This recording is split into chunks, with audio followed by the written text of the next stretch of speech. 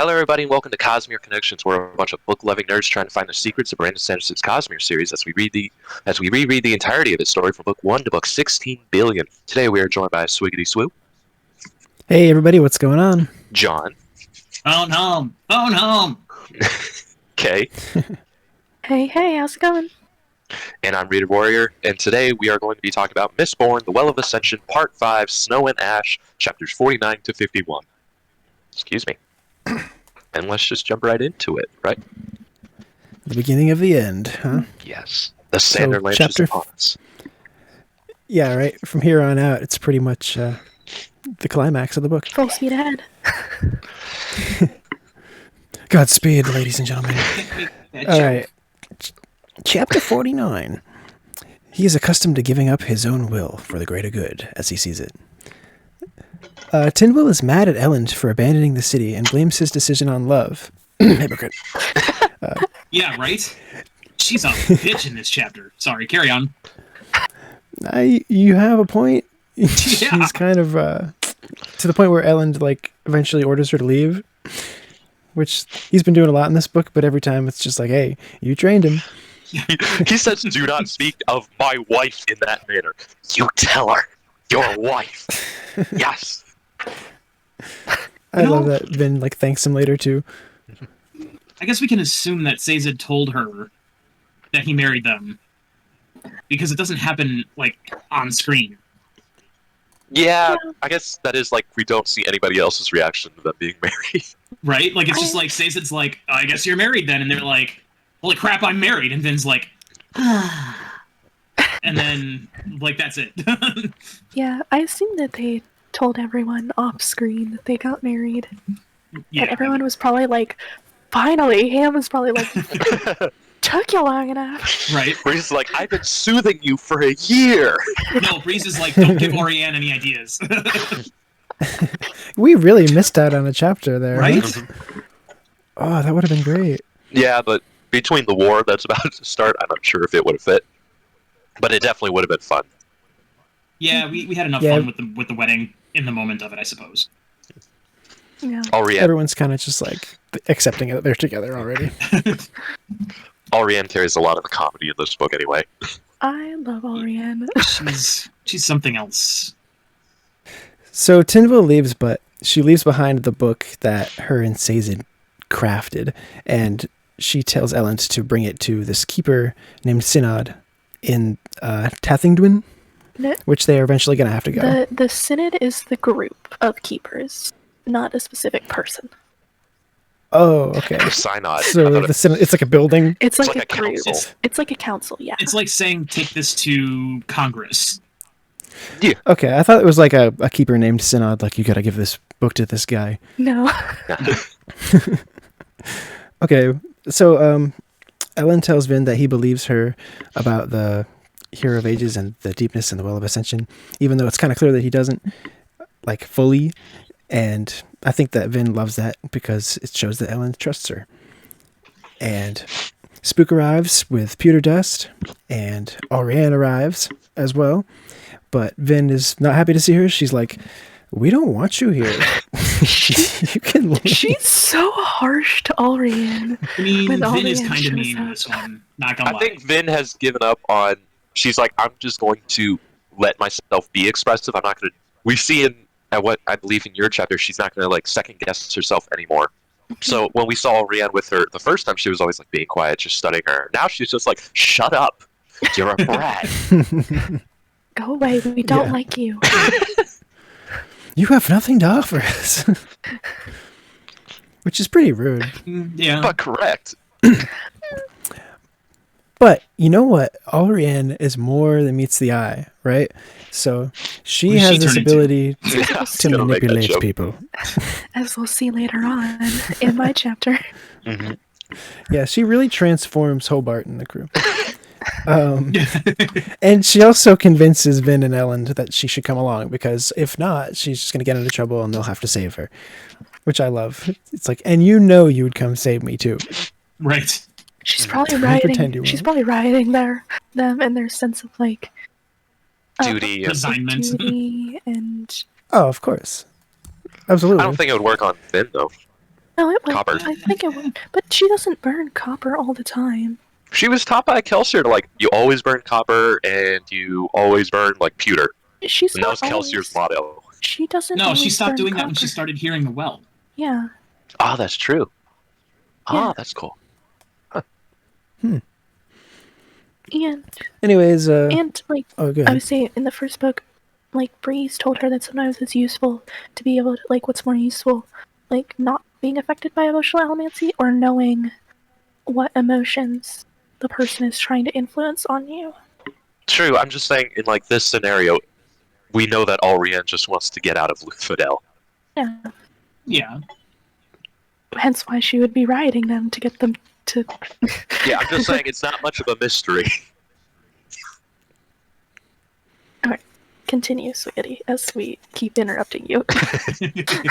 The point is, she like literally soothes or she riots everyone all the time, just like Breeze, who has a POV coming up right now. So Breeze is like standing on the watchtower, and they're watching them leave, and he's with Clubs and Sazed, and Clubs and Sazed get into this intense debate over like the validity of hope and the validity of religion, and he's accusing Sazed of not believing in one thing, and this is a really cool conversation, but it's a lot like a bunch of other Sazed conversations where he's just kind of sticking up for his beliefs. So, I'm going to kind of gloss over it, even though I do like it a lot. I wouldn't even say, sorry to interrupt again, I wouldn't say it's a discussion. I think it's like an argument. This is a show of Clubs cracking a bit. Like, he's got the Kolos about to come. We're sending out probably the only person who can defeat them. Like, yeah, he's going to get a little... Like, even if he did agree to send them out as, like, a backup plan, as well as he's getting his nephew out, like, there's still a bit of resentment there. Yeah, that's a good point. This is dark, and especially that last thing Club says, where, he's got to go prepare for, like, the death of his children. Clubs has never been the most chipper person in the group, but I think that's probably the biggest takeaway from this, yeah. It's just how broken he is now.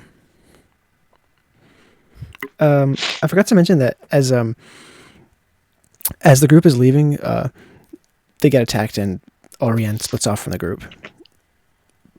The other thing that they happen to notice on the wallway is there's like a bunch of smoke coming from the Kolos camp, which is not good. Yeah. Speaking of not good, we get a Straff POV. Ugh. Did anyone have anything to mention before we switch over to that? About the Breeze? I just love how he's like, as long as Alrian doesn't get too far away from Vin, and yet, like, 5 sentences ago, she's like, bye, getting all the way away Right. from Vin. Yeah. Essentially, she just wanted to use Vin to help get her out of the city, and then she's like, okay, bye, gotta go. Thank you. Yeah, she's like a master manipulator, really. Yeah. Alright, I didn't have anything else, so... Straff wakes up in like a sweat, and he's been poisoned basically. And his scouts tell him that Vin and Elend departed from the city, and he's pissed off that they didn't catch them. But he's dying basically, so he calls for Emerita, who we saw in a previous chapter as his healer, his ex-lover. And as she comes in, she's mixing his antidote, and he notices that she's doing it differently. So he confronts her about it, and she reveals that she's been drugging him this whole time, trying to get him addicted. Now, that's what happens if you get addicted to a drug, Straff. When you don't get it, you start to die. So another thing that he apparently notices is that she's got this cut on her breast that he is certain is Zane's handiwork, and so it's revealed that she is jealous that he only wanted her for the medicinal purposes and no longer to be his mistress. And so she's been jealously hooking up with Zane and plotting his demise by slowly poisoning him with some mystery drug. It's really weird, honestly. Right? I want my father's hand-me-downs. Like, Yeah. sloppy seconds from the old man. Ugh. Yeah, the whole plot line is kind of but- greasy. Do we think Zane actually did anything? Like, we know he cut her, which... That kind of seems a little bit out of character. Like, there wasn't... I don't think he actually did. Because we never see it from Zane's point of view. We see Straff making the assumption. Yeah. And Amaranta sort of, kind of confirms that she and Zane were doing things together, but they don't really go into depth about it. Like, I'm just imagining the, Where's Roger Rabbit? They're just doing pancake. patty cake. just like discussing. So I'm gonna get him addicted to nicotine. Oh wow, that's genius. And that's how Zane was able to. At one point in the past, we saw him like check his watch, and he's like, "What's the time?" And it's like, "Oh, it should have kicked in by now." And then he had timed out the withdrawal symptoms to such a degree. Oh yeah. Yeah, that's awesome. Does anyone have anything more to say about this? Because I just wanted to say, like, even though this situation is pretty greasy, like, in this book, I'm starting to notice that it's just so much about it is relationships. And, like, I was trying to think of, like, why would Sanderson include this? It's so weird. Like, why would he keep referencing, like, the sexuality of this woman for Straff? And I ultimately think that it's just another, like, relationship. It's just showing, like, all these different ways that people need each other and how, like, love is sometimes perverted and sometimes true. And also, like, the sex thing, it, like, mirrors Sazed and Tindwyl. And in an opposite kind of way, where, like, Straff, that's all he cares about is the physical aspect of her, but, like, you know, Sazed and Tindwyl's love is more pure. Yeah, And I don't know, I just like that. Like, I can see that because we've talked about Vin, Elend, and Zane, but we've got Straff's sexualization of his mistresses versus Sazed and Tindwyl, who physically cannot do anything together in that sense. But then also you've got the normal things that can lead to bad things, which you have how Zane acts around Vin. You are mine, and you will save me, and you will do all this for me. And then you've also got Breeze and Rianne, who Breeze is always worrying about himself. What is going to be the look of me, an older man, with this an 18-year-old woman? But it's actually really pure and wholesome. She's the one pining over him a lot. So that's actually really like great. I never thought of that. And, like, the cutting stuff kind of makes me think of, like, if like Zane cuts himself and he ends up cutting Amarita and Vin. So it's kind of like, if you can't learn to love yourself, you'll just end up hurting other people. And it's kind of the same thing with Vin and Elend. Like, she has to learn to, like, accept herself first. Yeah. I don't know. Just kind of been thinking about like that with this chapter. I like that. Yeah, I like that. I've never really thought about that, like how there are so many different, like, relationships and, like, parallel relationships within this series, within this book. Yeah, there's a lot of couples in this one. Even like Dox and Elend, how they kind of hate each other, but they're still working towards a common goal. While you have like Penrod and Straff, who are kind of friends, allies, I guess, but they are working towards very different goals. And we see Straff is willing to just like, yeah, you can die and all the people in Luthadel, but I'll have this city once the Colossus are done. Yeah. So she tries to lord over Straff, and he, in a rage, chokes her to death. Which, gosh, if you really think deeply about it, what we were just talking about, that's probably like some big metaphor. But I'm not smart enough to crack it. In this like stupor of poisonous scourge, he somehow like concocts a bunch of random stuff from the poison cabinet, and he drinks it all and passes out, hoping that one of the things he poured in there was the drug she's gotten him addicted to, and that he'll take enough of it to stave off the withdrawals long enough to live. And not enough of something else to actually kill him in that way instead. I was going to say, is he Also, writing down, like, he's basically saying all these things are addictive. Should he write all this down and then he's just addicted to all of it from now on? There's no time. You never mix uppers and downers, man. Yeah, so he basically passes out. It says here in my notes he probably pooped his pants, but we'll have to check the copy mine if that's true. I'm up And for that's it. the Yeah, chapter. absolutely. Considering he was bedridden for 3 days, yeah, I'll agree to that. Yep. No, he probably has a Headcanon. bedchamber mistress whose only job is to come in and change his chamber pod.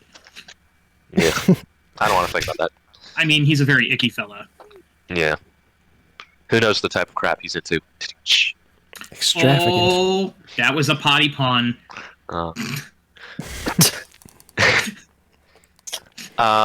So yeah, pretty cool chapter. Yeah. I have 2 notes, one from this one from earlier. From this one, do we think that... Does Straff thinks that Elend was the one to escape, or does he think that Zane took Vin? Because they said, it looks like your son, and we know that Zane has a resemblance to him.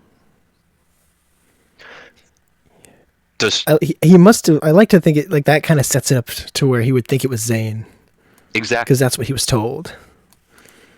like, and he keeps saying Zane did good, and Zane He actually all did according it. to Zane's plan. Yeah, like I think in his mind, Elend is dead, and Zane just ran off with Vin. That's so good to think about. Also, the other thing was Vin using the pewter dust to like probably push and pull on all of the little particles to make the ash kind of float and disperse like a smoke screen. Would look awesome. That was cool. Her using that. I admit that was cool. Yeah. I did leave that part out. My bad. Yeah, just fight scene. Right. It was a neat visual. Yeah. Alright.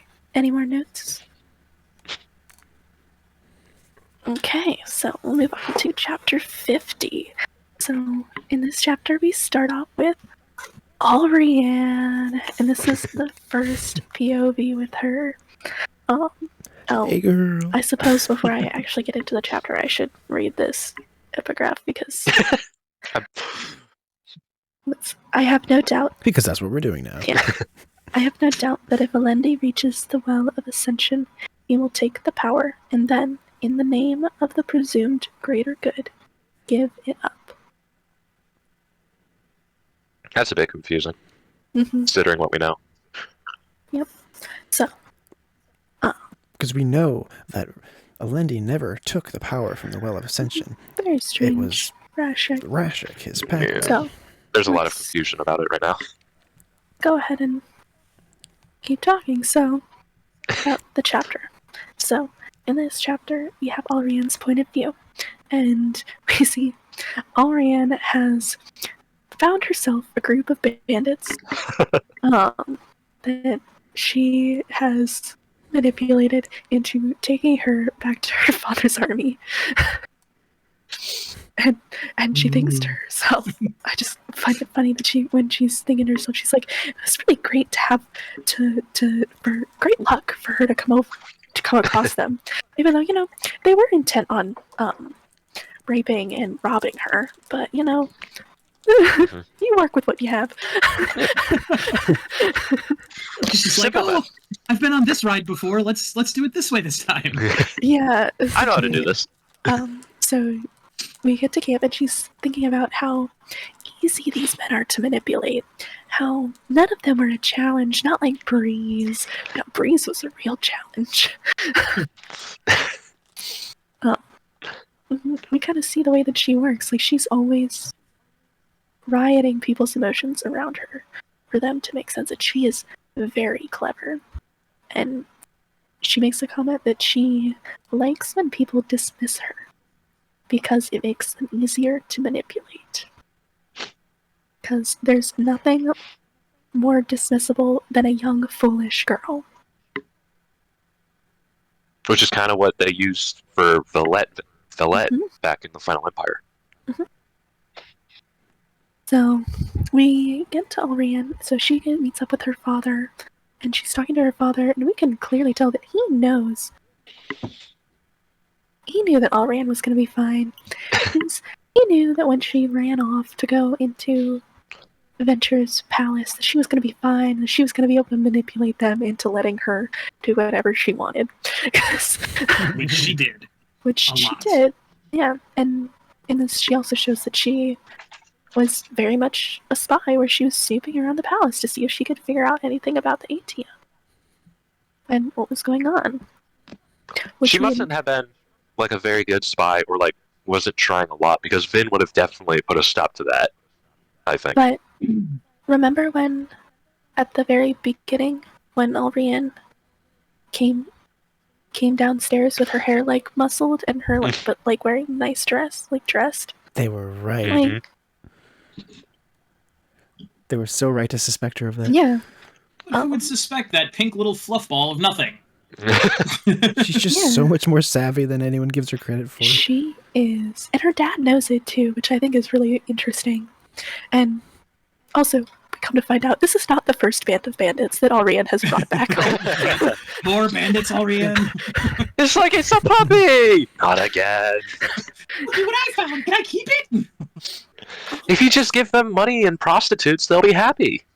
And so and so we learn a little bit more about what's going on with Set, in his kingdom. So Yeoman has led a rebellion against him and taken over Set's kingdom. And their supply barges have been being attacked by bandits in the area. So Set's not really in a great place right now.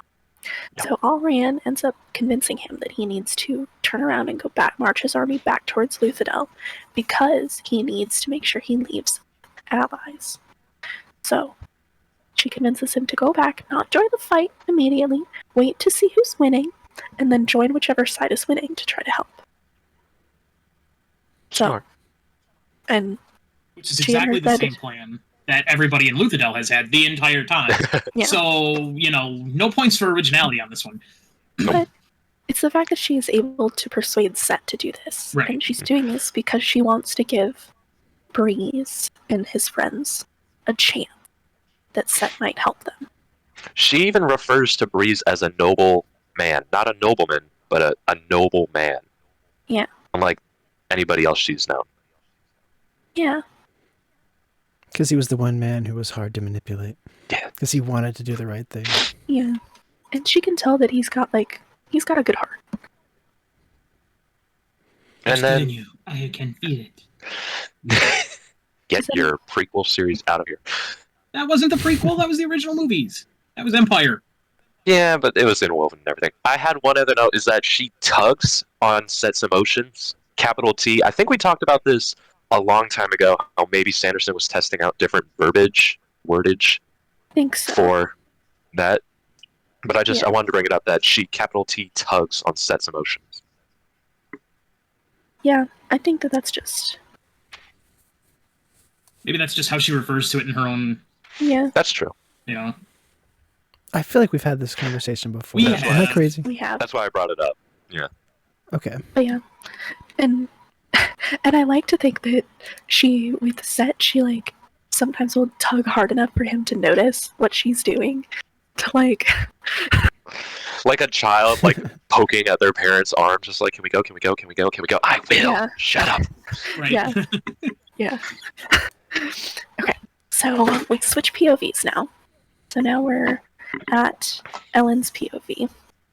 And him and Vin are just being cute, lazy morning, as Aw. they're traveling through the countryside towards Tindwyl.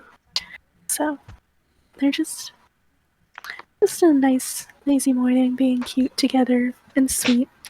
Not a whole lot happens, other than that Spook mentions that he thinks that there's someone who's following them. And Vin is immediately like, that's just the mist spirit. That's probably just the mist spirit. I can hear it following behind us. That's just Casper, the friendly ghost. Don't worry, Spook. It's just the mist spirit. And Go to bed. and she warns them to watch out for it.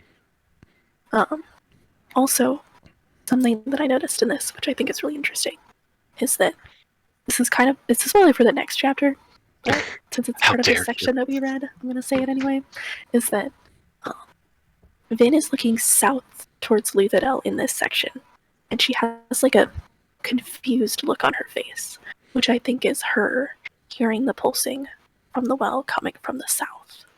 Mm-hmm. And getting fainter as they're going farther away, which is why she's really confused about it. Why she has a confused look on her face. Yeah, I have a note in my chapter that says the thumping has been growing softer. Vin worries that something is happening at the well. She has this kind of worry, maybe something's happening there. She doesn't immediately jump to, we're getting further away from it, though. Yeah. Yeah. This is the raunchiest chapter, though, sexually, in, the entire Cosmere, though.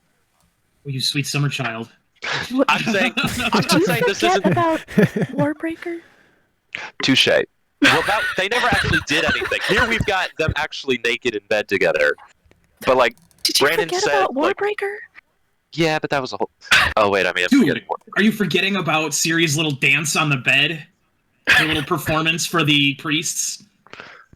Okay, but yeah, In but the nothing audio ever book, actually happens. The graphic audio. It's pretty graphic. Though. But here we've got oh my gosh, here's something actually happened is what I'm saying. And Brandon has said he didn't know if he wanted to go into it, but he's also gotten a lot of letters saying that's a little bit too much. We got to keep in mind his faith in this. And this kind of is in this gray land that he doesn't go into often. Yes. It is the only time in the Cosmere it's like implied people are having sex. Mm-hmm. Really, like besides this person's my father or whatever, or Steph. No, just everybody just like mitosis is into being. But I mean, I thought it was hot. Yeah, I'd read it again. If somebody attacks, we'll have to do it naked. I wouldn't mind saying that. Aye. I mean, poor Spook, the guy with enhanced hearing, just sitting outside the tent keeping watch the night before. Oh man, you had to go there. Oh, That's things I wish I never another thought thing. Like, Jeez. I hope he's not into watching. Oh, oh no. This explains his See, transformation. I mean, No wonder he wears a blindfold. It doesn't help with the sounds. And earplugs. dude.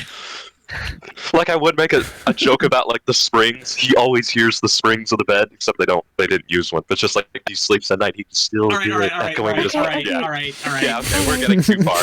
Okay. Yeah, we're done. Okay, moving on. I'm sorry.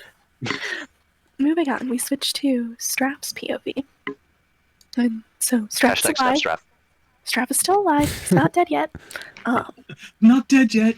He wakes up. Just hungover. He wakes up and he is confused about why he's still alive and why Gennaro hasn't killed him yet. And the soldier is essentially like, no one would dare to even touch you because everyone is terrified of Zane. That Zane would come after them if they killed Strap. Because no one knows that Zane is gone. So Strap is like, nice. Very nice. And he orders his army to pull away from Luthadel and retreat. It's like I love running this away, idea but manlier. To do the plan. Straff is so crappy that like his men would just kill him if there was no like Mistborn assassin. I was gonna say, like, Straff we've kind of envisioned as this horrible person that apparently everybody hates, except the only reason he's not dead, even by his own army, is because he's got a Mistborn. Like, it's not like he's actually feared. It's just the fact he's got a really good weapon at his disposal. And yet he treats him like crap. Yep. Also, it's like the one like good decision that Strap has made tactically isn't even made by him. It was made by Zane. Right. Yeah. And he congratulates himself so hard. Does.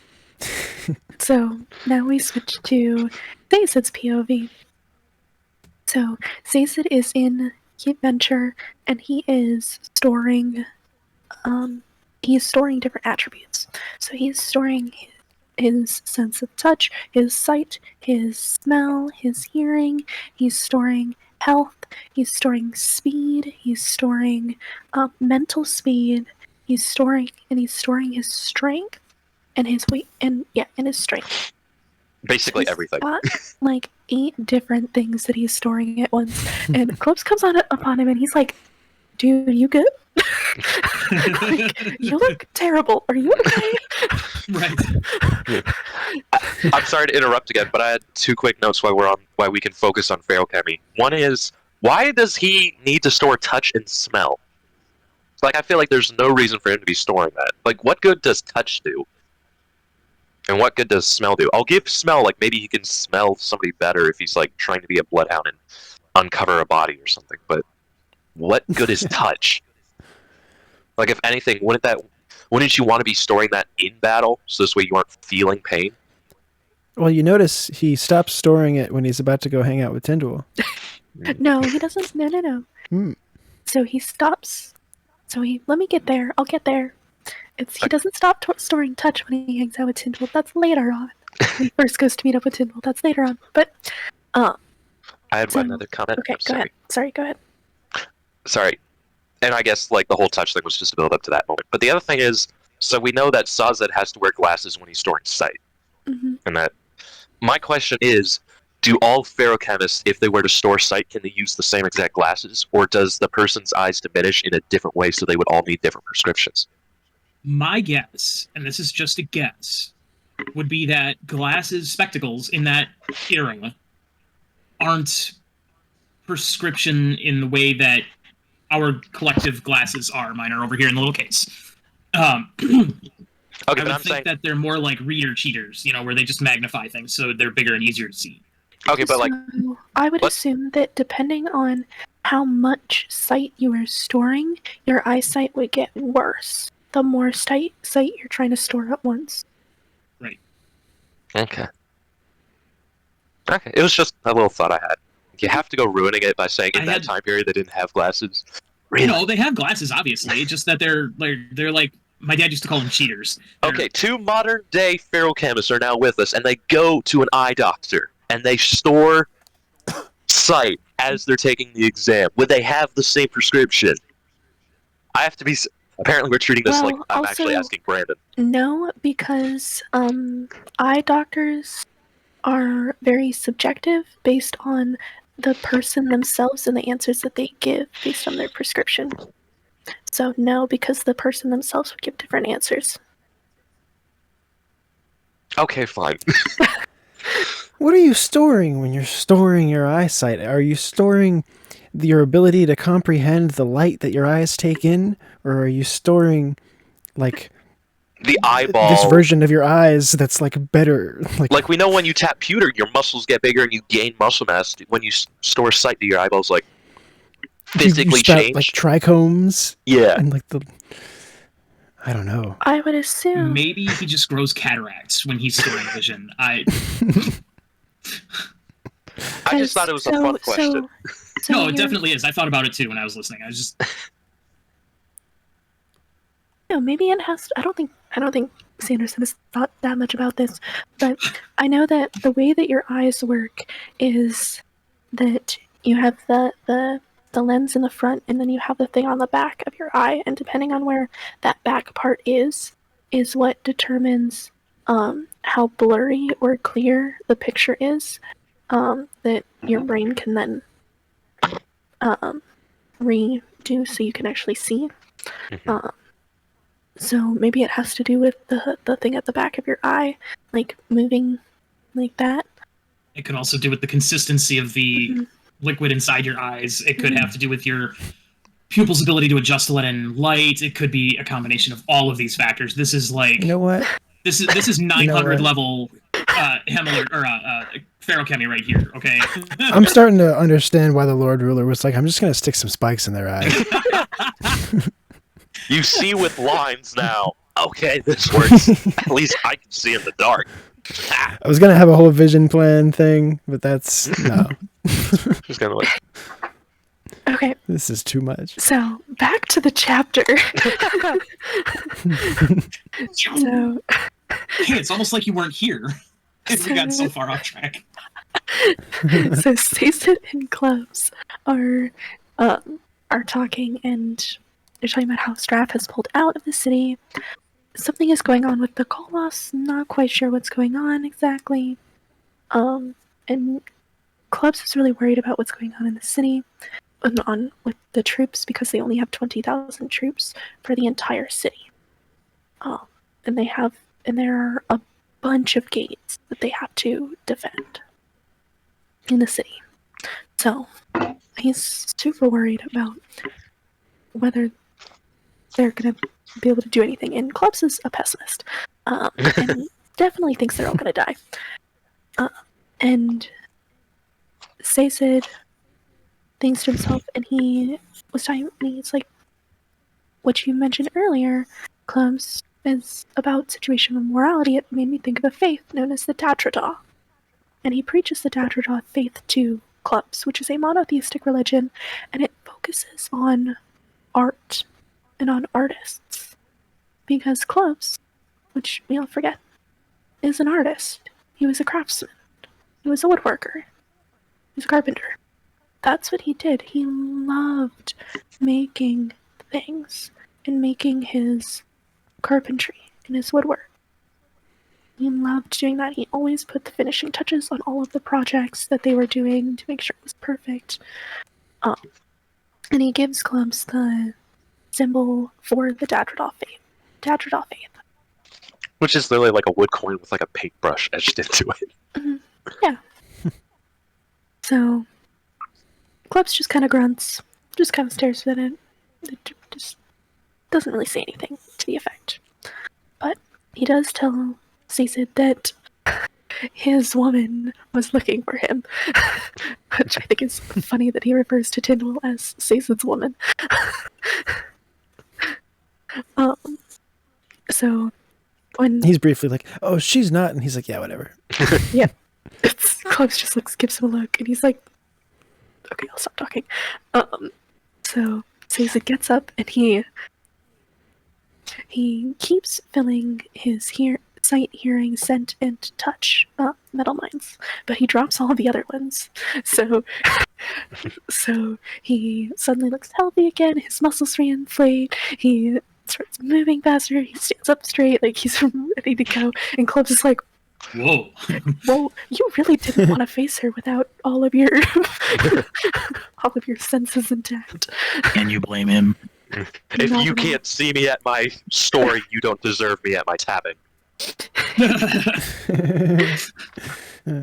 That's good. So he goes to find Tindwyl, and he finds Tindwyl in the Venture Ballroom. And she's there with Dachshund and a couple other people, a couple other scribes, and I think generals, if I remember correctly. Like, generals. Yeah. And they're all looking at a map of the city. And Dachshund has decided that what they're going to do is they're going to... So Penrod has put noblemen in charge of all of the different battalions around the city. And Dachshund doesn't really trust that.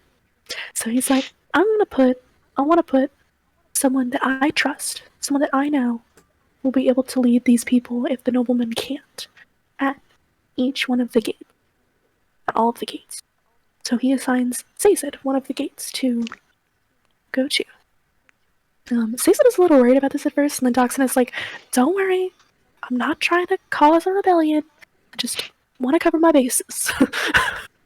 You don't have to usurp any, like, chain of command. Just, like, hang out there, help if needed." So then Sazed and Tindwyl go talk in private. And Tindwyl's like, "Why are you storing so many attributes?" And he's like, "Well, a lot of my metal mines have been depleted, so I don't really have any. There's a war coming, really? And it gives me something to do, essentially. It gives me something to do while we're waiting for it to be attacked." And he talks to Tindwyl, and he's essentially like, "You should have left with them. Like, you're not supposed to be here. Like, you should have left." And Tindwyl is like, and essentially like, survival is not a luxury afforded to us. To leaders is what she says, because she's upset that he convinced Elend to leave. That survival is not a luxury afforded to leaders, and she talks about how a crew thinks that Vin is going to save them. Even Dachshund thinks that Vin is going to save them. And Sazed sent Vin away.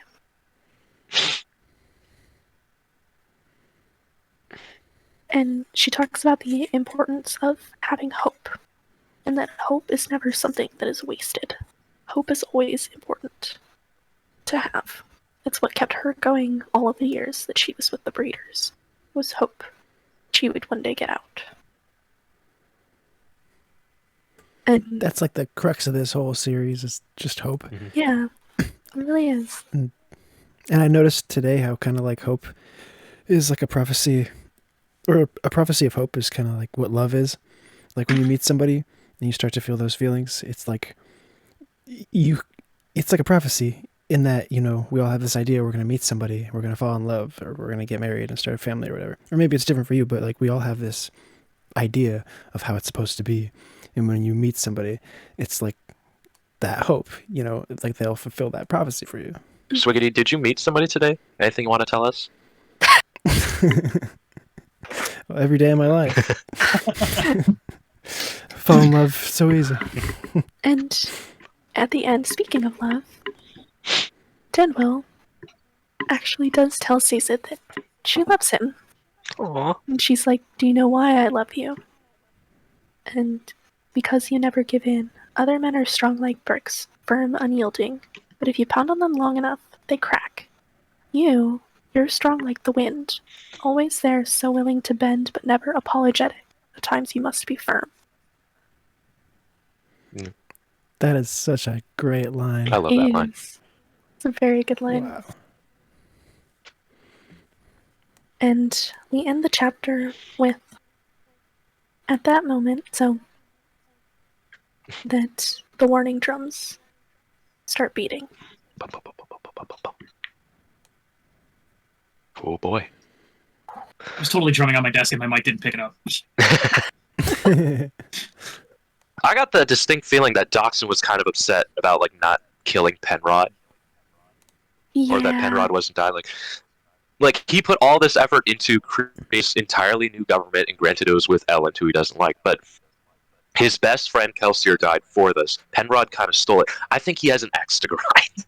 It's amazing how bloodthirsty he can be sometimes. It really is. I think if there wasn't the impending war, impending doom, Doxson would have overthrown Penrod 100%. I would even say if this was a whole entirely different book and there were no armies and it was just a natural using the law to overthrow Elend, I think Doxson would have gone behind Elend and Vin's backs and like hired an assassin and sent him or her to go kill Penrod. Nope. He doesn't have that much spine. Yeah, I think he does. I don't think so. He would have sent an assassin. I think he would have. Because we saw when he was disagree. talking. Because when Vin was trying to find out the spy, she talked to Doxson. He's like, if I did horrible things, really messed up crap, and if I accept that they're people like me, then I'm a monster, and I don't want to face that. And we know that Doxson has that edge. Well, it's also because he helped Kelsier plan all of the murders for all of the noblemen. Exactly. So he's already got this darkness in his heart for noblemen. Yeah. He spent his friend died for this new kingdom. He spent the last year trying to force it together, and Penrod just shows up and kills and takes it. I 100% can see Doxson just like throwing a boxing at like somebody and saying, "Go kill that guy." Yeah, but a year ago, he spent the last X years crying about how Kelsier was too impetuous and too bloodthirsty and too violent. So I really don't think he has it in him on his own. Maybe with some prodding. Well, but but Doxson's commenting on like Kelsier killing like everybody who works, even the Scott that work at noble houses. This is the guy who overthrew. This is one guy who took his kingdom. I don't know. I still don't He's know. definitely grieving. I- He says some pretty raunchy things, but in his heart of hearts, like Doxson, still a good guy, right? He's the Yeah. crew. I still don't think that he would have tried to kill Penrod or have Penrod killed. I agree. I think he's all bark and no bite. In this scenario, does Doxson know that Penrod was like working with Straff? Yes, because He might if he knew that. there was a comment in a previous chapter. I don't remember if it was from the last part of this one, but they were commenting how Penrod was sending Straff letters and Straff wasn't responding. Yeah. Now, if Clubs had said, "Screw this, I'm taking my army and we're going to off that guy," I fully believe Doxson would have been there going, "Rah, rah, this bomb, get that guy up in the sky!" I don't know, to some crazy thing. I was never a cheerleader. so- Jafar, he's our man. If he can't do it, great! Right. Something along those lines. I can see it, but I understand the headcanon is reserved for my head. Doxson is like the one character in this book I can't figure out, to be honest. I mean, we're not in the spoiler section, so Right. bear with me here, but like, I feel like most of the people get a happy ending of some kind, and like Doxson this whole time has just been like really depressing and really sad, and I'm just like, where's the light at the end of Doxson's tunnel, man? And We'll talk about it in the spoiler section. Yeah. We'll have to put a little pin in this one. Yeah. Little pin. well, I just want to say before we do that, it's just that the hard thing about that is that like his best friend died last year. Mhm. Kelsier was his best friend. Exactly, he's already at the breaking point. And then this He He lost noble his love. who's working with the guy who wants to undo everything that done steals the kingdom that he's been holding together with thousands of threads. That Mhm. Elend's just becoming a symbol. Vin's doing her own thing. Everybody else is kind of just running around. He's the one doing all the work to keep this kingdom in shape. And like, and he's throughout this. He is very much grieving Kelsier throughout this, because he's like, "How dare you leave us, throw a kingdom at us, and like leave us and throw a kingdom at us Mhm. out of nowhere? Like, how could you do this and then just up and leave without even your help?" Like, I would even go so far as to say, like, have him do the assassination thing. Have Vin backtrace it and then think that Doxson is the Kandra. And where it's revealed, no, he's just doing a dark thing. And then you have the Zane reveal that, oh, Orsier is TenSoon. That would be such a great twist if you're like, oh my gosh, this Kandra has been taking Doxson's body for a ride this whole time. Like, no wonder he's been so twisted. And then you feel like you realize, oh my god, no, Doxson's just like down a super dark path right now. Uh-huh. And he's unrecognizable. Oh, that would be good. Exactly. Okay, but anything, we've been on this chapter for a while. Anything else for chapter 50? Do you have I guess something, unless K? So I thought it was like really interesting. Like, I was talking about how Straff and Sazed, mirroring their relationships. They both like start out these chapters in a state of like complete, health denial of their own kind of accord, and I just thought that was interesting, like mirroring as well. They all kind of wake up this chapter in a sense. Even like Elend and Vin, like they wake up together in bed. You've got Straff waking up, kind of no idea what's going on, and then you got Sazed waking up from storing all of his metal mines. Oh, that's so good. And I noticed too is like Vin's actually sleeping. Like, Yeah. they've mentioned so many times like how she doesn't sleep. She just burns pewter to stay awake. Mm. And she's finally like curled up. Yeah. Anything else for 50? I gotta check the Discord really quick. Hold on. Check the notes. Elend was embarrassed. He never learned how to take care of horses. You never what? Learned how to take care of horses. Oh. Yeah, I thought that was fun. It's kind of like when you're not a car guy. At least you're not Okay, I Vin and don't scared of it. She's not scared of horses. They just know that they just don't like her because they know that she can outrun them. Have you noticed that that's a common theme among Sanderson's protagonists? Like, They don't Kellen like also horses. has an extreme distrust of horses. Yeah. I wonder if he fell off a horse as a child at some point. Brandon just is trying to subliminally put in this hatred of horses. I mean, they say write what you know, right? So if he knows a fear of horses, like, that's a nice way of giving a character some personality. Yeah, but in Brandon fashion, for every character who doesn't like a horse, you're gonna have a character who like speaks to a horse and understands that their way Yes. of life is how we should all be living. His name is Adolin. And for that matter, What do Valinor. horses represent? True. Anyway, Okay, that chapter was his 51. Okay, and so I have made one final gamble. Really short one.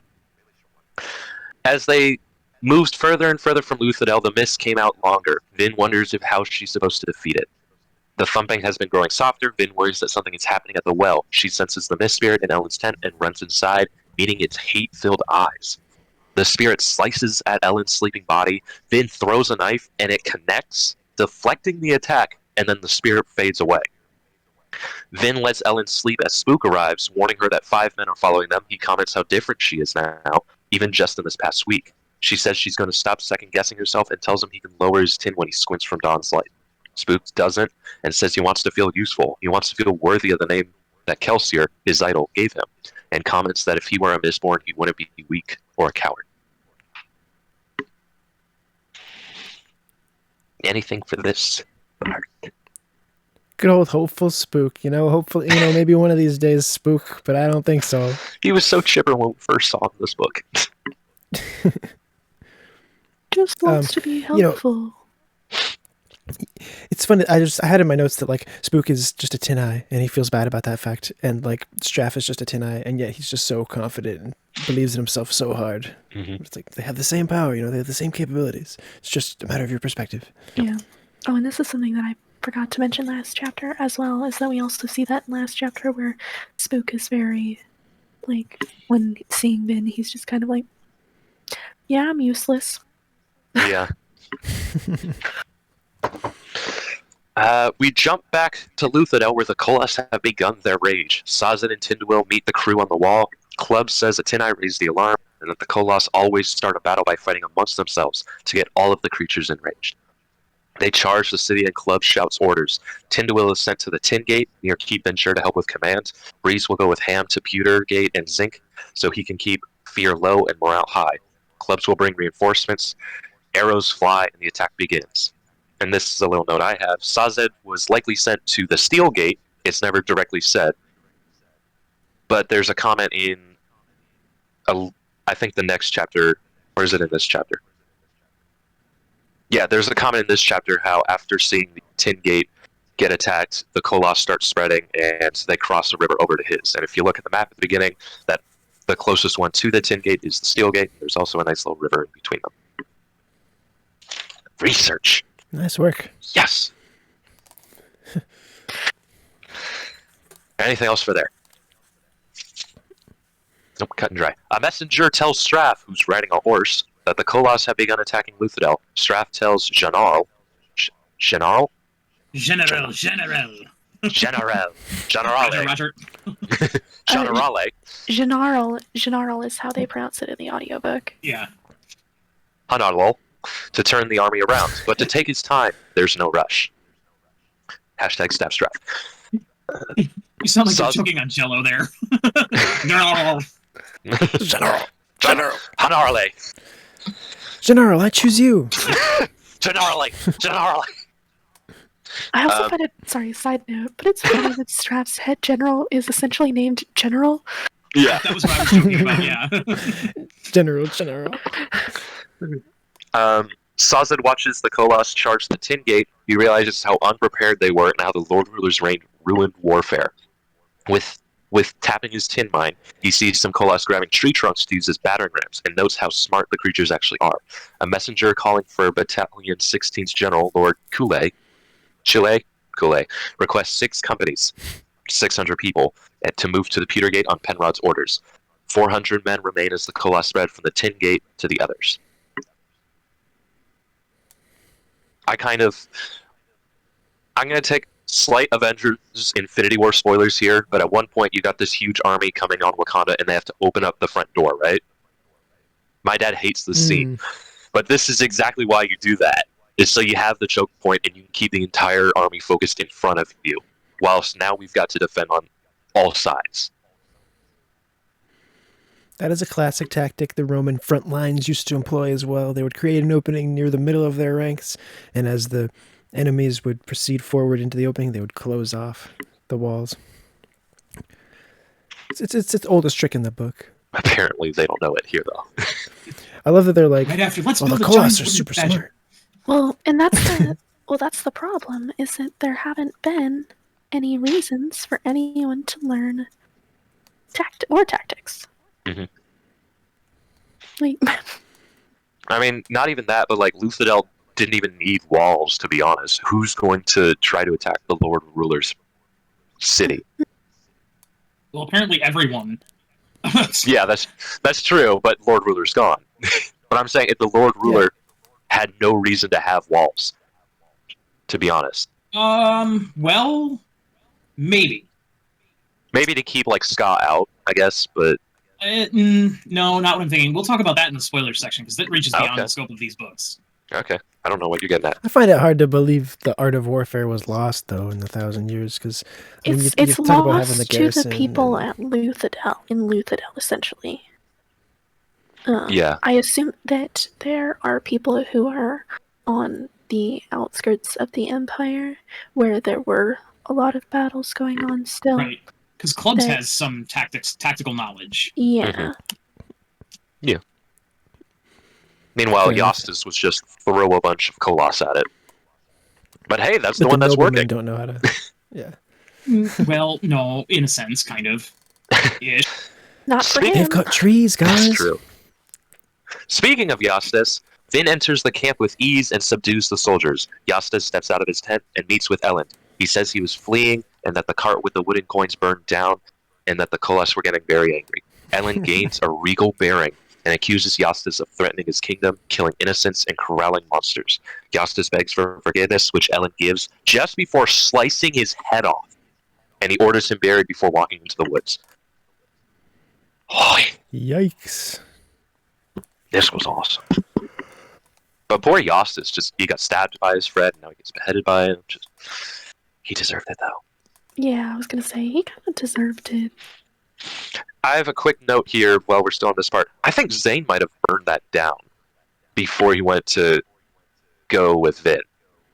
Possible. That's a good theory. I like that theory. Possible, but I don't know if I would. Like he couldn't have just What makes you think that?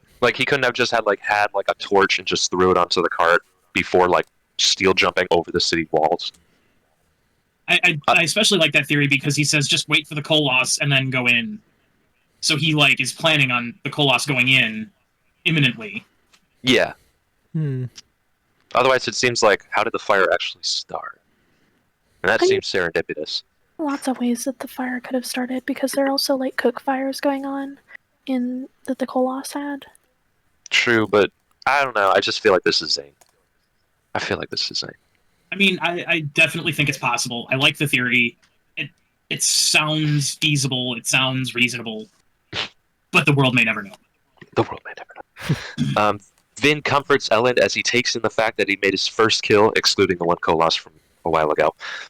Vin says that without him leading, that they might attack. Spook steps forwards and explains, him being Yastis.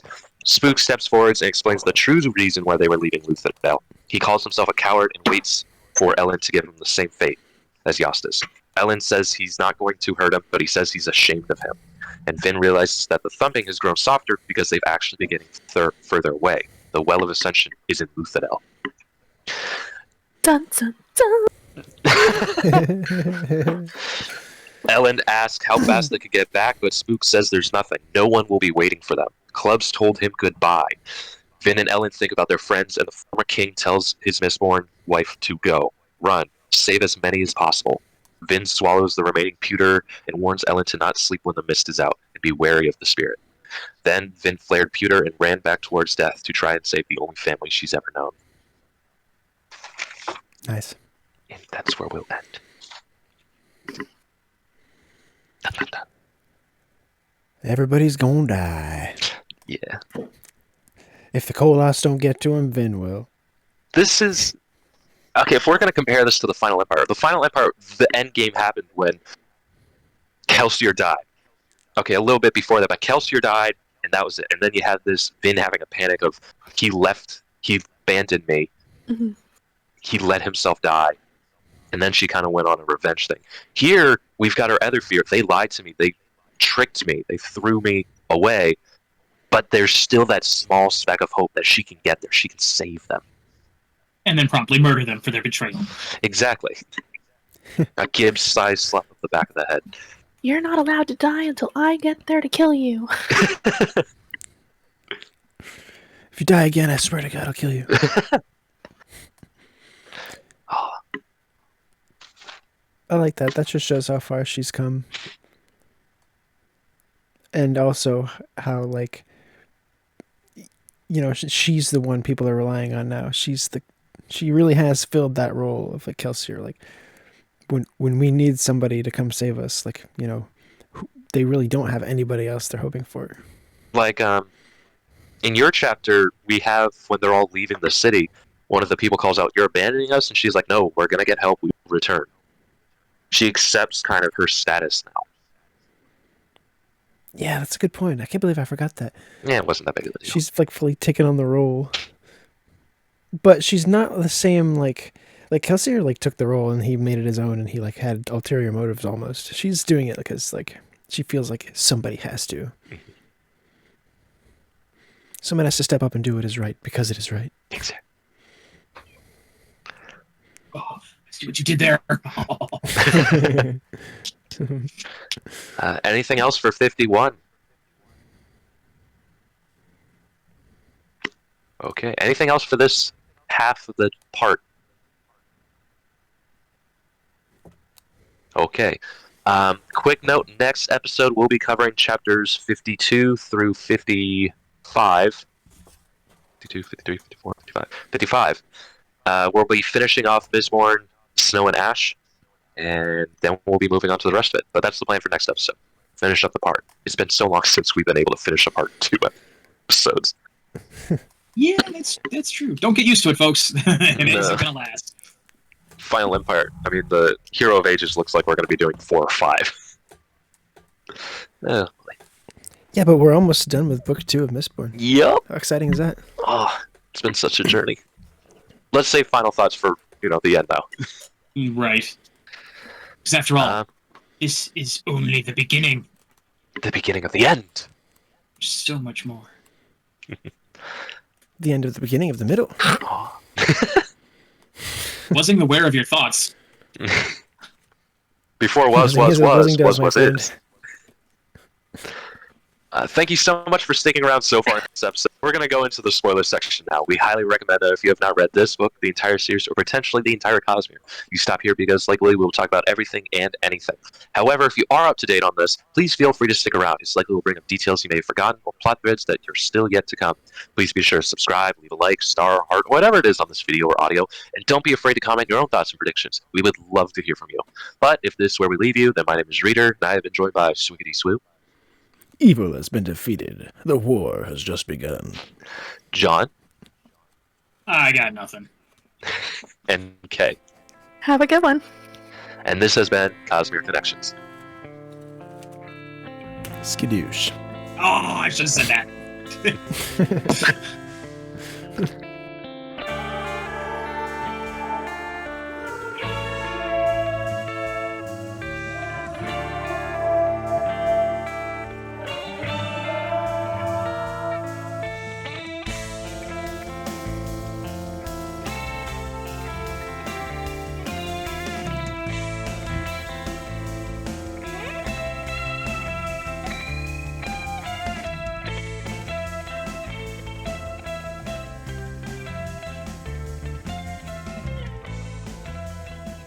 And we're back! It's my favorite word. Oh, I'm sorry, can you say that again? I tripped all over you. No problem. And we're back! Skadoosh! Oh, Yes, I'll steal the moment. why not? Okay, so, let's... You got me with that. One was your reason comment? that the Lord Ruler might have wanted walls on Luthadel, there's actually two, kind of. So the first reason is the more mundane of them. Like, he knows that there's skirmishes and battles with, like, the nomads and the outer dominances and things like that, and it's possible that they could strike inwards. The other reason being that he, having touched the power of the well, understands that there's another realm, and that is a passageway into that other realm. So he knows that there's ways for people to invade from the inside, kinda, and so he needs a way to contain them so that he can go out into the outer dominances and contain invaders there. So it's a two-way barrier, kind of. Also, he knows about the Southern Scadrians as well. And if they were ever Right. like I didn't even think about that. to Wait, pose, does Rashek know about them? yes, He would does, had to have. because he specifically left. Oh, them yeah, you're out right. Oh, of yeah, the yeah, yeah, yeah. Vital Empire to You're right. to have another group of people that weren't affected by his things in case it Genetic went all wrong. alteration. Yeah, in I case it remember, went all wrong. I don't know why I completely thought there was some other person in between that didn't know. That was my bad. But I could see it kind of like that, but I think the fact, like, it's buried underneath his castle, and he's, like, always there. Like, if somebody pops Right. through the... He's the first line of defense, but also if he can't handle it, he can skedaddle and use the walls as like a reverse siege. True. Yeah, okay. Let's move on to chapter 49, though. Where's my notes? So, Elend telling Tindwyl to leave them is the last time they will ever see her. She's a bitch. Dang. He tells her to go, and she goes to the beyond. Talk about parting in anger, though. Like, Yeah. get thee away! Mm-hmm. Thanks for all the free training. Well, he did provide her with housing and food accommodations while she was training him. True. Yeah. Yeah, I guess. Food and housing. A love. Sorry. I said a love. Ah. Sazed was there as well. If you make me a king, I'll give you Sazed.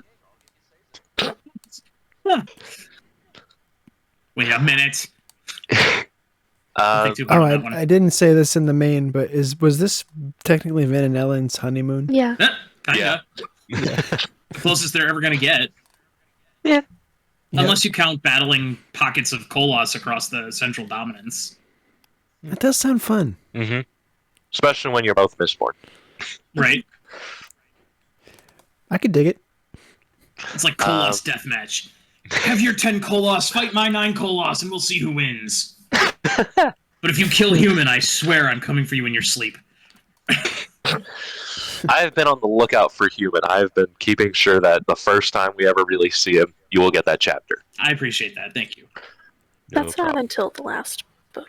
Right. It's in section 1 of Hero But I've Ages. been making sure that he's not one of the random Koloss we've seen in this book, though. Oh yeah, no. No, because he's part of the army that they get when they go to that first city.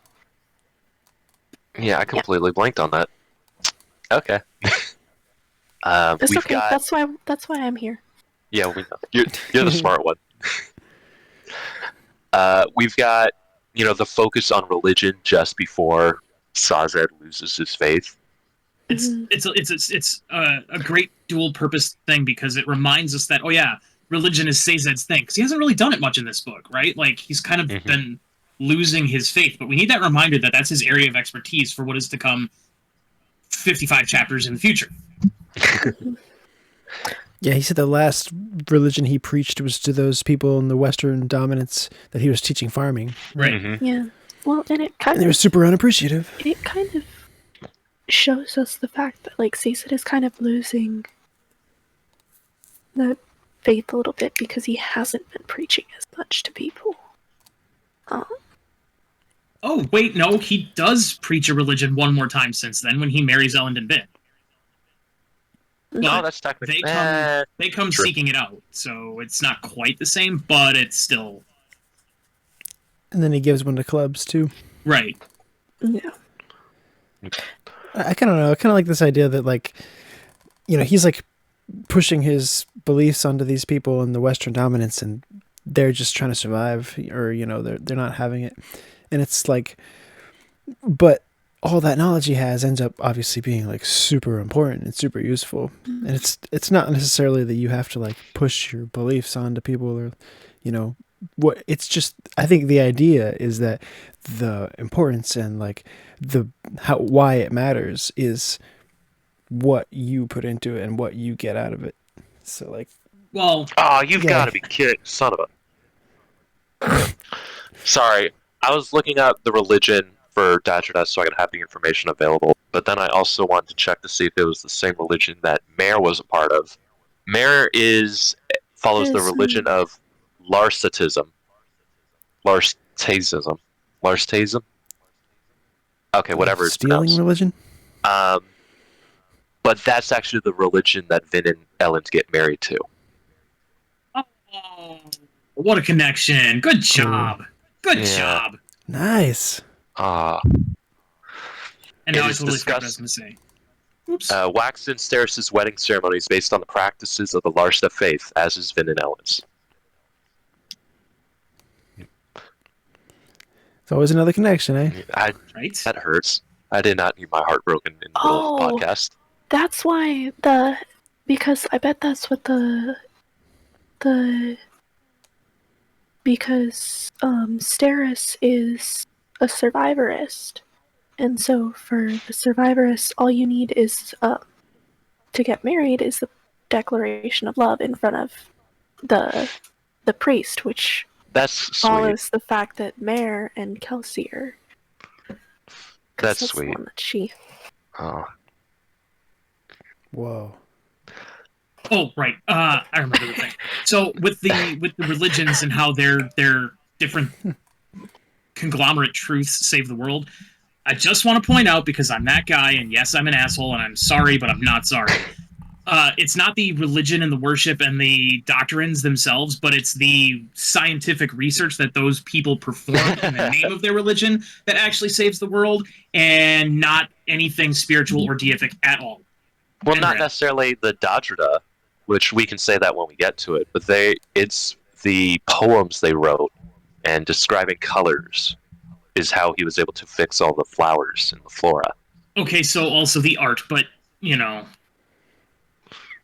Yeah, I get what you're saying. It's not the It's the STEM part of it, not the Bible part of it. It's the practices. It's what the people did, that the production of their faith, not the faith itself. Right. Yeah. That had those clues. Yeah. But getting back to 49,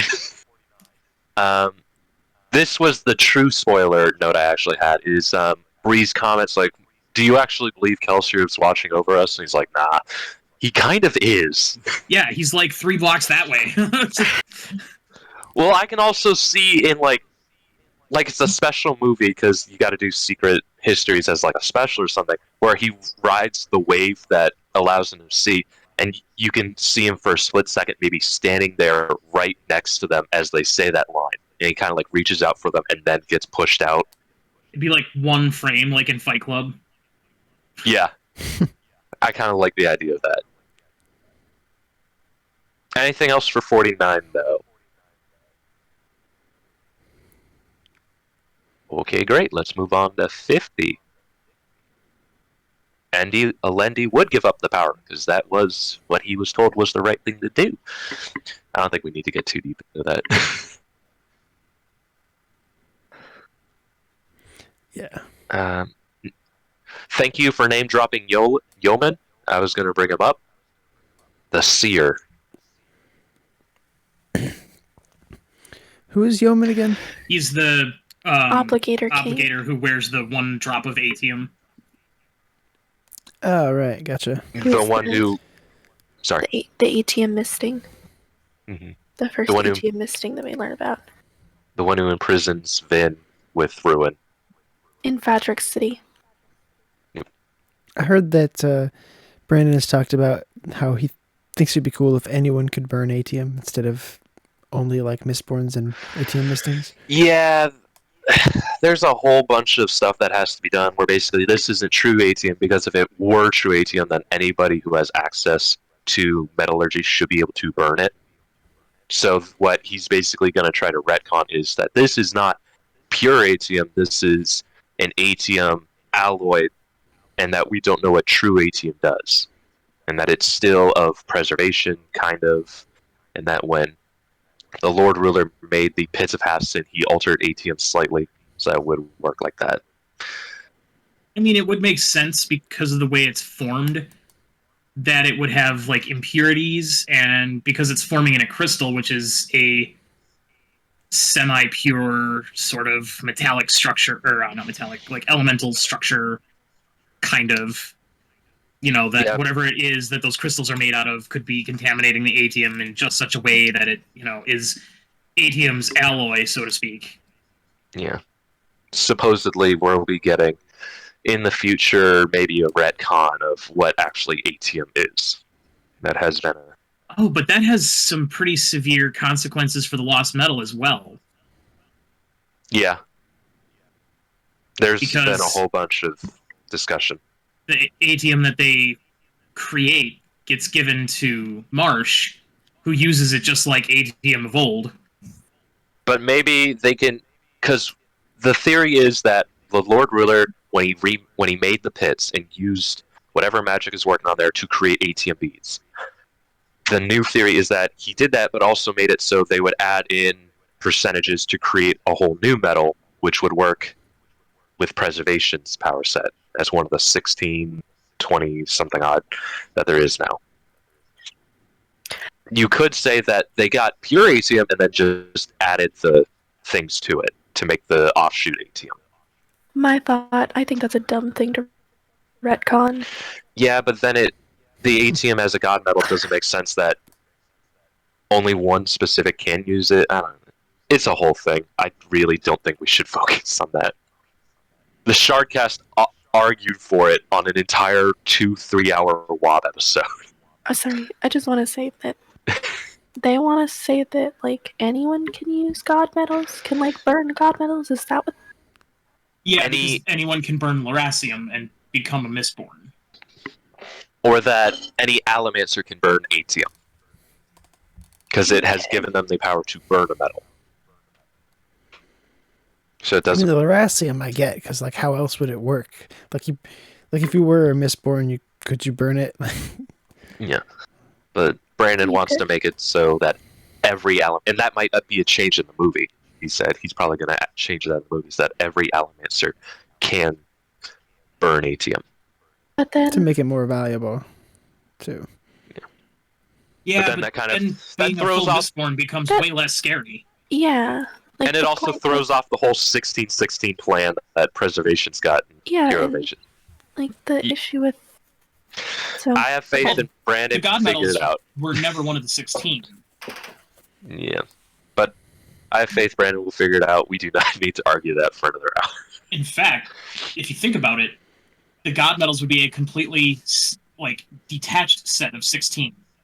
They are, but there's this whole thing, because we also already know of Malatium, which is an offshoot of Atium, so it's just like, blah, blah, blah, blah, blah. Right. Okay, but chapter 50. I forgot to bring it up last episode, but wasn't that the last time TenSoon would ever see Vin? Yes. That was the last time that he will see Vin. Dang it. That's sad. Wow. I want to bring these up, but it makes me sad. That's my... After this, he goes back to the Kandra homeland to face judgment. Mm-hmm. A lot like Rock. Yeah, I've always thought that. Do you think Rock will get to see Kaladin? No, let's not. No, he is dead. The The only way Rock is going to see Kaladin again is if Rock becomes a cognitive shadow. So in the last point of view of chapter 50,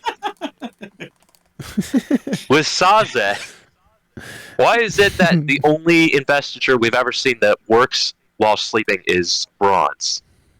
Because like it's tied to sleeping. Because it's storing wakefulness. So. Also, Peter works while you're sleeping.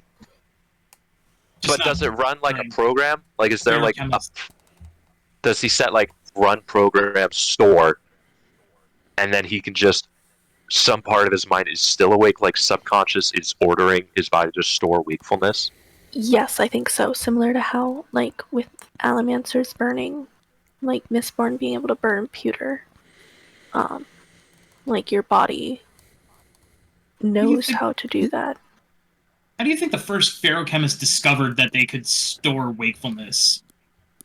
Like, wow, I was planning to get up in the morning, but why am I wet? Wow, I must have been really tired.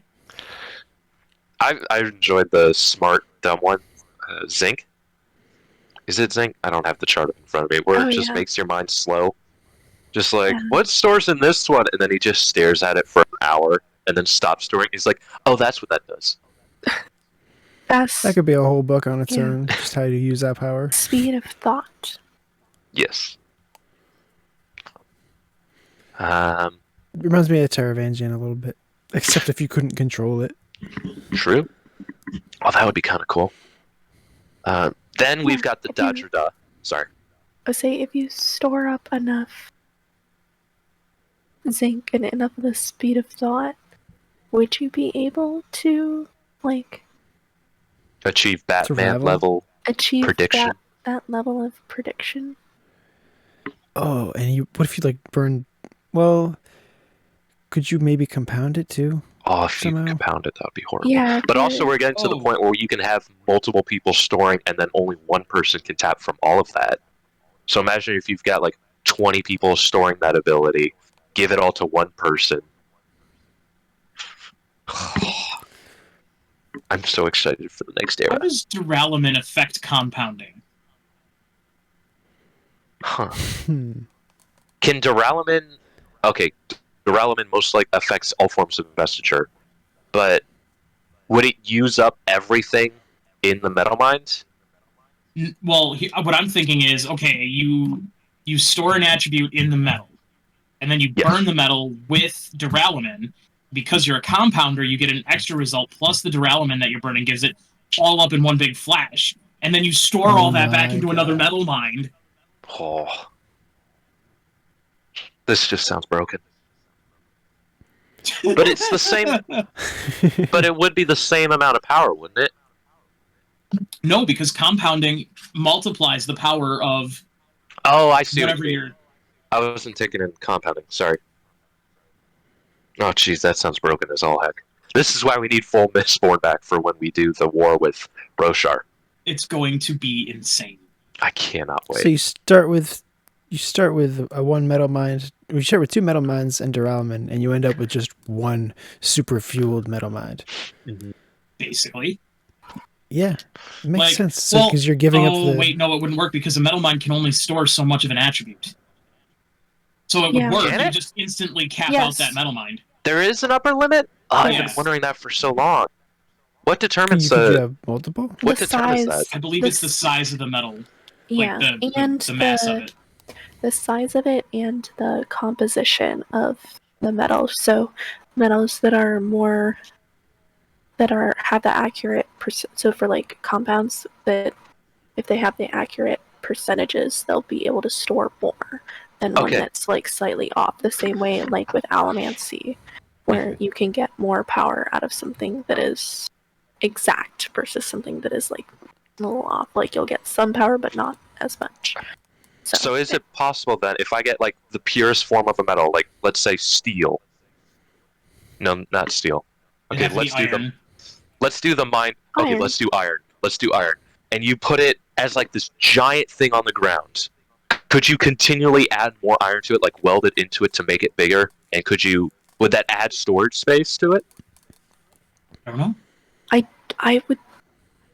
I would say no, unless you can, because I think it has to do with Because spiritually speaking, connect.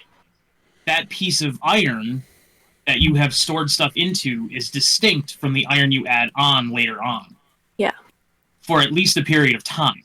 Until But that you would iron just- begins to see itself as a single cohesive thing. And even So- then, I think power would bleed into the new one, and then yeah, you would effectively have a bigger metal mine. So what I'm thinking is, like, you just get like a complete empty farm field, metal everywhere, and you just have everybody just come in, slap that thing, and store iron.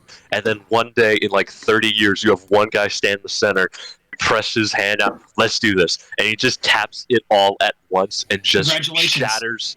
You've just invented Through the the Scattering cord. Space program. Uh-huh.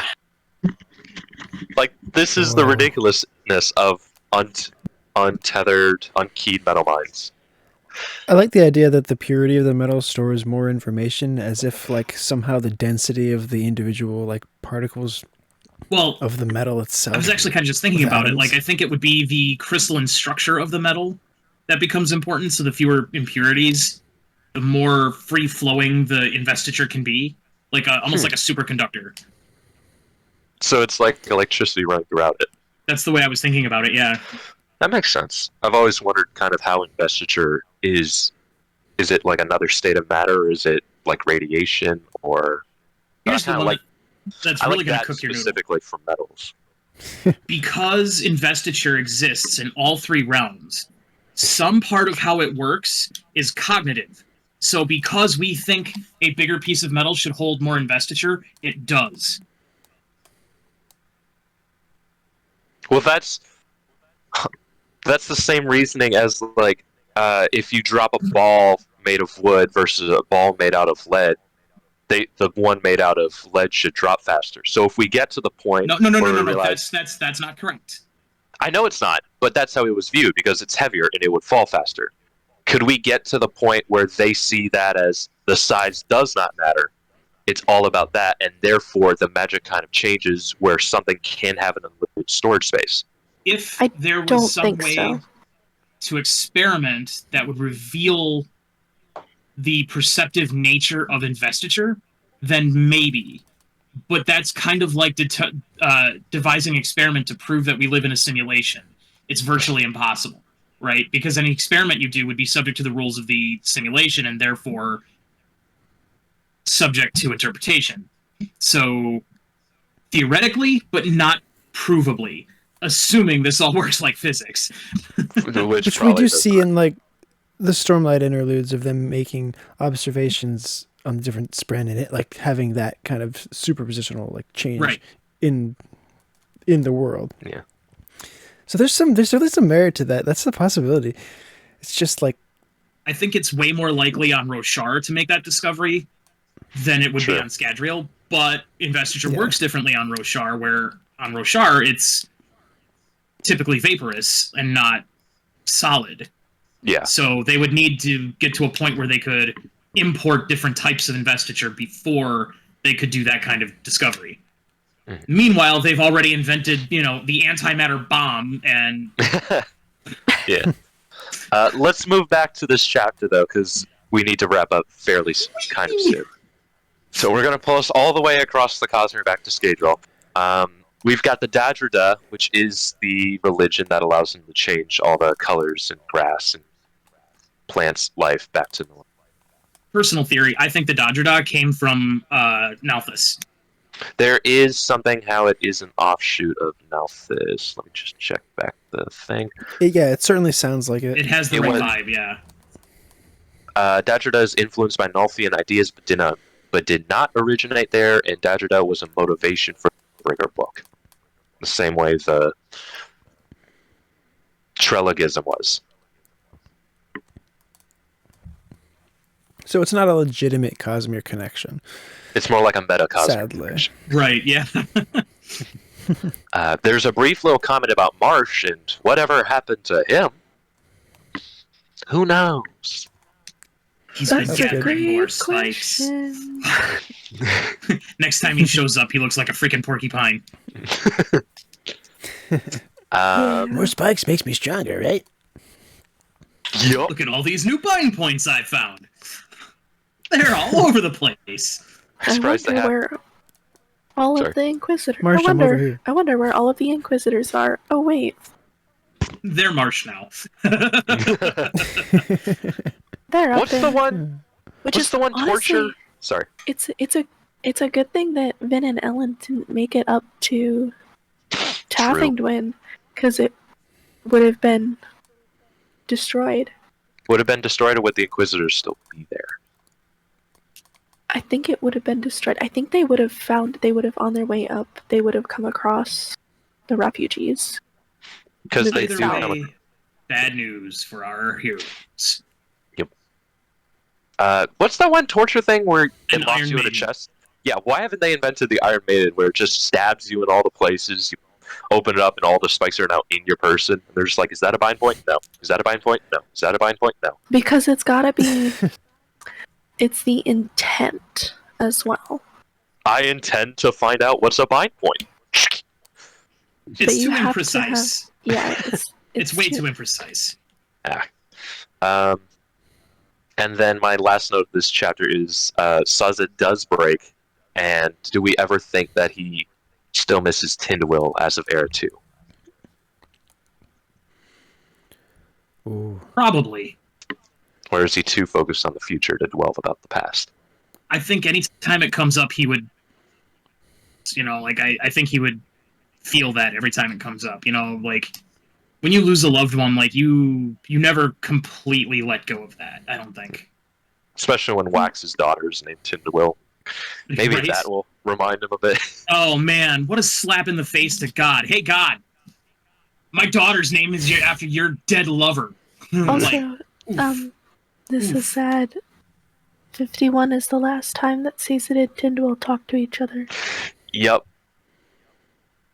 This is their That's last really meet as well. This is a lot of the crew's last meet, because Clubs and Dachshund will die.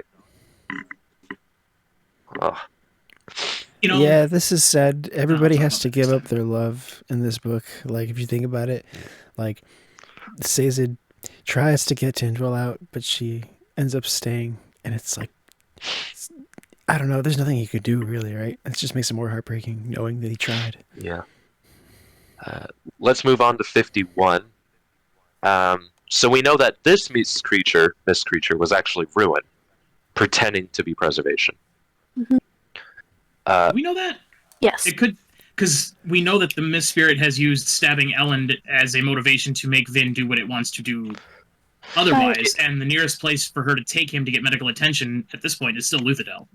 But that would have. But the time that the Mist Spirit stabs Elend at the end of this book isn't Preservation doing it. It's Kelsier leading Preservation's arm to make him stab Elend. Mm-hmm. Right. And it was also Preservation is unable to do it on its hurt own. Mm-hmm. Right. anyone He cannot on its ruin. own. Which is my second question of, if Ruin is stabbing at Elend, Vin throws her knife at it, and it hits something, what is it hitting? Because Ruin's not actually there. He doesn't have the dagger. I feel like Brandon was just like building up the fact like it could slice people, and he completely forgot about what Ruin's capabilities are here. Maybe. We know that Ruin has the ability to focus his attention for brief periods. So, but he can't could form be a something like physical. that. But he can't form a Obviously physical. he can. He just did. Yeah, but it deflects off the knife, which we know is Laris's thing. Laris is the one with the knife. There's nothing that says AD can't have a knife too. That's Yeah. true, but we see that Also, Laris physically on his. True. But I think in the previous, so when Alendi went to the Well of Ascension, I think that was when he saw the Mist Spirit stab his friend. That was Ruin. I think so. I think that was might have Ruin. also been Preservation trying to stop him from going. But there's But the we just problem said of Preservation But Preservation. that was can't 1,000 cause years harm. ago. Things. That was 1,000 years And ago. how does Preservation that might have change had. its- Preservation might have still had some control over himself. Laris could have not been purely affected by the shard at that point. There could have been enough of Laris to actually do something. By now, there's more Preservation than Laris. I don't know, or he because can't commit that act. when Sazed takes up the shards, it's almost instantaneous that he's rendered inoperable. Like, once he uses up the power to reset the world and everything kind of rebalances, he's almost immediately stuck in inaction. Like, it's 100 years later or something But like he's that, 300 years putting later. himself in that. He's putting himself in that in between, though. There's still Sazed there. Sure, but he can't do anything because it would go against one power or the other. Yeah, and I'm saying, I think that could have been Laris trying to stop them from going, because he knows that Alendi would release the thing, and that would destroy the world. But I don't know for certain if that was real. We get a hint of Spook's savantism here, where he there you go. squints First at the sun. indicators, yeah. Yep. Gotta stop bringing so much tin, Spook. You're gonna make yourself go blind. And then my other note. You'll shoot your eye out.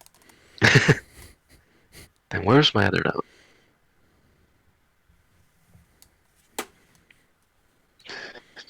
Let's see. I can't remember where my last note is.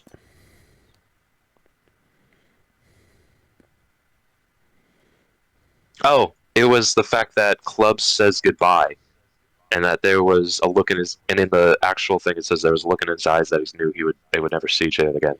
100% true. Very bittersweet. Like knowing what's coming up That's so sad to think about all these. Next episode is going to be painful. But that's the last of my notes. I'm guessing Kay's looking up at the Mist Spirit was preservation or ruin. Yeah. If anybody else has any other notes. Oh, I guess it was so. The Coppermine does say that preservation was the one who killed Alendi's traveling companion. Yes. That doesn't make sense to me because preservation can't. It's very, very difficult for preservation to kill something. It was 1,000 years ago. I think there was a bit of control that players might have had at that point. I'll give it I to don't you. know. There might be a line in Secret History where he says, like, I did this 1,000 years ago, but I can't anymore. The power is too strong. Controls me too much, but I don't remember. I could see that. You know, in 4 years when we finally get to Secret History, we can reference this. Then we'll know for sure. Yeah. Boy, we thought this was going to be a short episode. Well, we kind of have been bouncing off of every wall between here and Nalthus, so... True. Anything else, then?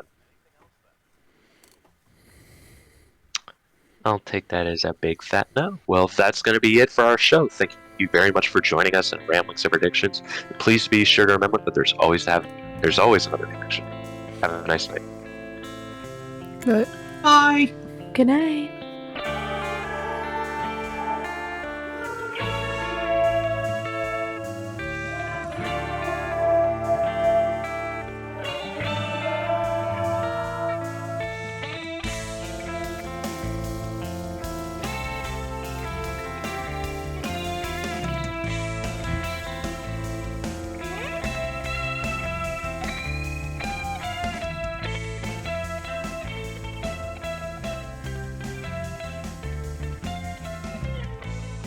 Well, I would consider this part of the Sanderlanche, personally. Honorary. I feel like your definition of Sanderlanche as being only the last 100 pages is really restrictive. It's also fairly arbitrary, in my Yeah. opinion. I agree. This is the Sanderlanche, but it's just like, I really just wanted to think so that you could say this is the last 100 pages. I mean, That was you the whole could reason I just split up the chapters. say this is the last 100 pages. Yeah, but we've got a definitive. We're starting this episode, and we've only got 100 pages left. Whereas instead, if we did the fourth chapter, this one, randomly after me, and then I think it would go to Swiggity, because you took chapter 49. We would say, now we're in the last 100, whilst next episode we can say, now we're in the last 100. My brain is weird.